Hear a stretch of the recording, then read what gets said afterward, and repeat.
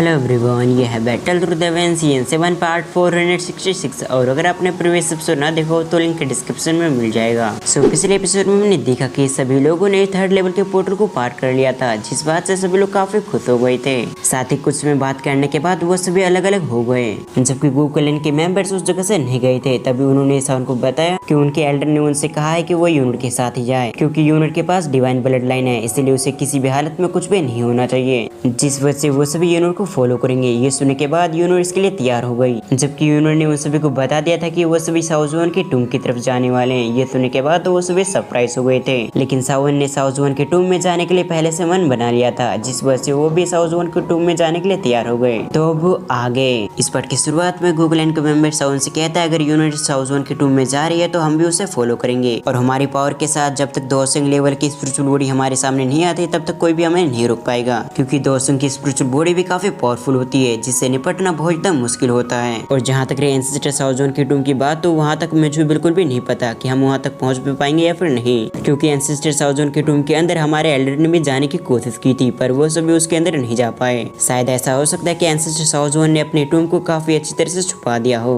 ताकि कोई भी व्यक्ति उनके टूम तक ना पहुँच पाए। ये सुनने के बाद सावन ने भी नोट कर दिया, और अगले पल उन सभी के फिगर उस जगह से डिसअपीयर हो चुके थे, यानी कि वो सभी साउजवन की टूम की तरफ बढ़ चुके थे। इन सभी से अलग हम एक जगह पे काफी सारे रेड फोक को आते हुए देखते हैं, जहाँ से दो फिगर निकलते हैं, और ये दोनों हानिया और हानिया थे। तभी हानिया सामने दिखते हुए कहता है तो फाइनली गोकुलन के मेंबर ने भी साउन की टीम को ज्वाइन कर लिया। मैंने बिल्कुल भी उम्मीद नहीं किया था कि ये लोग भी साउन के ग्रुप को ज्वाइन कर लेंगे, जिस पर हानि कहता है ये सभी एक साथ है, ये तो और भी बढ़िया है, क्योंकि इस तरह से तो हम इन्हें काफी आसानी से खत्म कर देंगे। हानि की बातों को सुनने के बाद हानिया ने भी नोट कर दिया। सीन शिफ्ट होकर हम रात का सीन देखते हैं, जहाँ पर काफी सारे फिगर एक जगह पे बैठे हुए थे, और ये सभी साउन के टीम के लोग थे। तभी गुचिंग सामने की तरफ देखते हुए कहता है हमें थर्ड लेवल की गहराई में जाने में भी काफी समय लगेगा, लेकिन उस जगह पे सबसे ज्यादा खतरे हैं, इसलिए हमें उस जगह पर काफी ज्यादा केयरफुल रहना होगा, क्योंकि अगर हम केयरफुल नहीं रहते हैं तो इसी मौके का फायदा उठाकर कोई भी स्पिरिचुअल बॉडी हम पर अटैक कर देगा। गुचिंग की बातों पर यूनिट भी एग्री करते हुए कहती है तुमने बिल्कुल सही कहा, अगर हमारा डिफेंस थोड़ा सा भी कमजोर होता है तो हम काफी बड़े ट्रबल में फंस जाएंगे, इसलिए बेहतर होगा कि हम सभी केयरफुल रह के आगे बढ़ें। साथ ही हम पिछले 3 महीने से ट्रेवल कर रहे हैं, लेकिन इन 3 महीने के दौरान हमें कोई भी व्यक्ति नहीं दिखा, क्योंकि शायद वो सभी अपने ट्रेनिंग में लग चुके होंगे।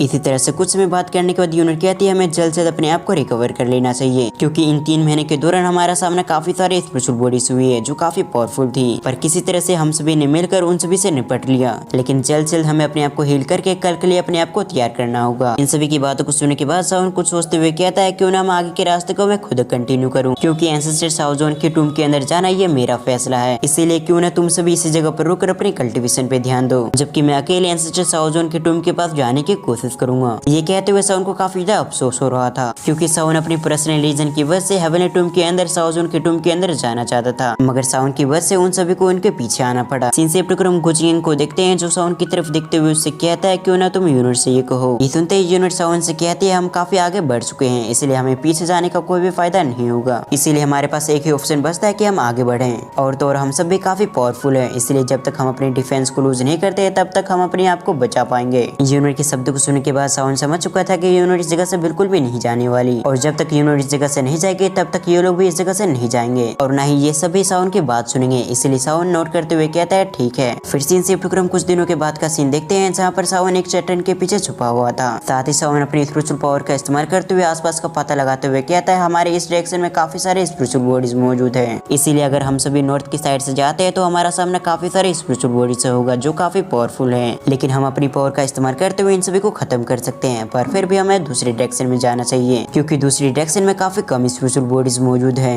ये कहते हुए सावन अपने मन में सोचता है अगर हम इस जगह पे छोटी सी भी छोटी लड़ाई करते हैं तो उस फाइट की आवाज को सुनकर पावरफुल स्पिरिचुअल बॉडी हम पर अटैक कर देगी, जो चीज हमारे लिए बिल्कुल भी अच्छा नहीं होगा, इससे हम और भी ट्रबल में फंस जाएंगे। जब सावन ये सभी चीजें अपने मन में सोच रहा था, तब हम उस जगह पर कुछ फिगर्स को आते हुए देखते हैं जो गोकुलन के मेंबर थे, और ये सभी आसपास जाकर स्कैन कर रहे थे कि इस जगह पर बड़े ट्रबल तो नहीं है, यानी कि ये लोग ये देखने के लिए गए थे इस जगह पर पावरफुल स्पिरिचुअल बॉडी तो मौजूद नहीं है, क्योंकि ये सभी हेवनली टूम के काफी गहराई में आ चुके थे, जिस वजह से इस जगह पर काफी खतरे होते हैं, इसीलिए ये लोग बिल्कुल भी केयरलेस नहीं हो सकते। तभी गोकुलन का मेंबर आगे बढ़ते हुए कहता है आसपास के इलाकों को हमने चेक कर लिया है, जहाँ पर हमें पता चला कि आसपास काफी कम स्पिरिचुअल बॉडी मौजूद है, लेकिन उन सभी स्पिरिचुअल बॉडी की संख्या काफी ज्यादा थी, जिस वजह से वो सभी उस जगह से नहीं जाने का फैसला करते हैं, और अब उनके पास आगे बढ़ने के लिए केवल 2 रास्ते थे, और जल्दी उन्होंने एक रास्ते को फाइंड कर लिया जिस रास्ते से वो सभी जाने वाले थे, और इस रास्ते हाथ में टोटल 4 से 5 स्पिरिचुअल बॉडी थी, जिसे ये लोग काफी आसानी से हैंडल कर सकते हैं। लेकिन जो 5वां स्पिरिचुअल बॉडीज है वो काफी पावरफुल है, यानी कि उस स्पिरिचुअल बॉडी की कल्टीवेशन बैंगसंग थी, जिसके बारे में सोचते हुए सावन कहता है हम इन चारों स्पिरिचुअल बॉडी को आसानी से संभाल लेंगे, पर उस 5वें को संभालना हमारे लिए काफी डिफिकल्ट होगा। इसीलिए हो सके तो हमें उसे बिना डिस्टर्ब के आगे बढ़ना होगा, और इसी चीज की वजह से हम इस फाइट को इग्नोर करते हुए आगे बढ़ पाएंगे। मगर किसी वजह से हमारा सामना उससे हो जाता है तो हमारी काफी कंडीशन खराब हो जाएगी, और तब दूसरे स्पिरिचुअल बॉडी ने हम पर अटैक कर दिया तो हमारा खेल इसी जगह पे खत्म हो जाएगा।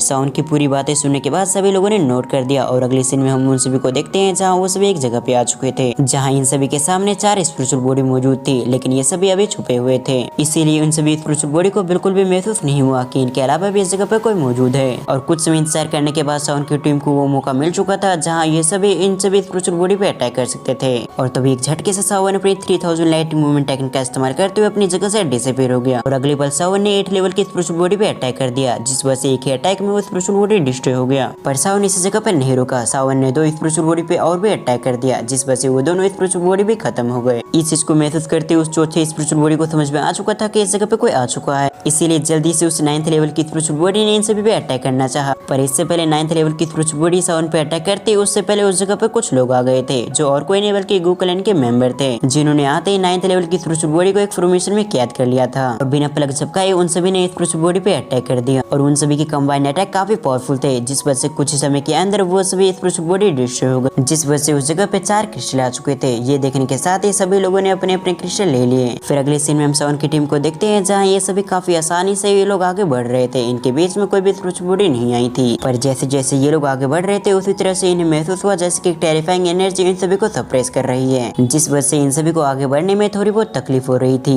साथ ही इस एनर्जी को महसूस करते इन सभी को समझ में आ चुका था ये बैंगसंग एक्सपर्ट की एनर्जी है, और इन सभी को हर हाल में इस एक्सपर्ट को इग्नोर करना था, तभी जाकर वो सही सलामत इसके आगे जा पाएंगे, नहीं तो उनकी हड्डी पसली टूट जाएगी। ये सब सोचते हुए ये सभी लोग काफी परेशान हो गए। लेकिन इससे पहले ये लोग आगे बढ़ते उससे पहले उस जगह पर एक स्पिरिचुअल बॉडी आ चुकी थी, जो स्पिरिचुअल बॉडी और किसी के नहीं बल्कि बैंगसंग एक्सपर्ट का था। तभी वो अपनी टेरिफाइंग एनर्जी को रिलीज करते हुए कहता है मुझे पता है इंसानों तुम इस जगह पे मौजूद हो, इसलिए तुम्हारे लिए बेहतर होगा कि तुम सामने आ जाओ। ये सुनते ही सावन और सावन की टीम समझ चुके थे कि अब इन सभी को आगे बढ़ना होगा, क्योंकि बिना सामने आए ये सभी आगे नहीं बढ़ पाएंगे, और वैसे भी इस बैंगसंग एक्सपर्ट ने उन सभी को ढूंढ लिया है, जिस वजह से अगर ये लोग बाहर नहीं भी आते हैं तब भी ये बैंगसंग एक्सपर्ट काफी आसानी से उस सभी को ढूंढ लेगा। ये सब सोचते हुए सावन कहता है अब हम शांति से आगे नहीं बढ़ पाएंगे, अगर हमें आगे बढ़ना है तो हमें इसे लड़ना ही पड़ेगा, इसीलिए सभी लोग पहले से भी ज्यादा सावधान रहना, क्योंकि ये कभी भी कहीं से भी आकर अटैक कर सकता है। सावन की इन बातों को सुनने के साथ ही सभी लोगों ने नोट कर दिया, और अगले पल सावन की टीम आगे आ चुकी थी। फिर सीन शिफ्ट होकर हम सावन को देखते हैं जो अपने सामने देखते हुए कहता है ये भले स्पिरिचुअल बॉडी हो लेकिन फिर भी काफी टेरिफाइंग है, क्योंकि मरने के बाद भले ये बैंगसंग एक्सपर्ट कमजोर हो चुका हो, लेकिन इसके बावजूद ये इतना कमजोर नहीं है कि सावन की टीम को न हरा पाए, क्योंकि अगर सावन की टीम ने अपनी पावर को कंबाइन करके भी बैंगसंग एक्सपर्ट पे अटैक किया तब भी उनके लेवल में काफी बड़ा गैप होगा। ये सब सोचने के बावजूद सावन लड़ने के लिए तैयार हो चुका था, जबकि सावन के देखा देखी बाकी लोगों ने भी अपनी वेपन को बाहर निकाल लिया। दूसरी तरफ गू चिंगयांग स्पिरिचुअल बॉडी की तरफ देखते हुए कहता है इस बार हमारा ओपोनेंट काफी ज्यादा पावरफुल है, इसीलिए सभी लोग शुरुआत से अपनी पूरी पावर का इस्तेमाल लगाना, क्योंकि हमें किसी भी तरह से इससे बच के यहाँ से निकलना होगा। गू चिंगयांग की ये कहती हमारा ये पार्ट यहाँ पर एंड होता है।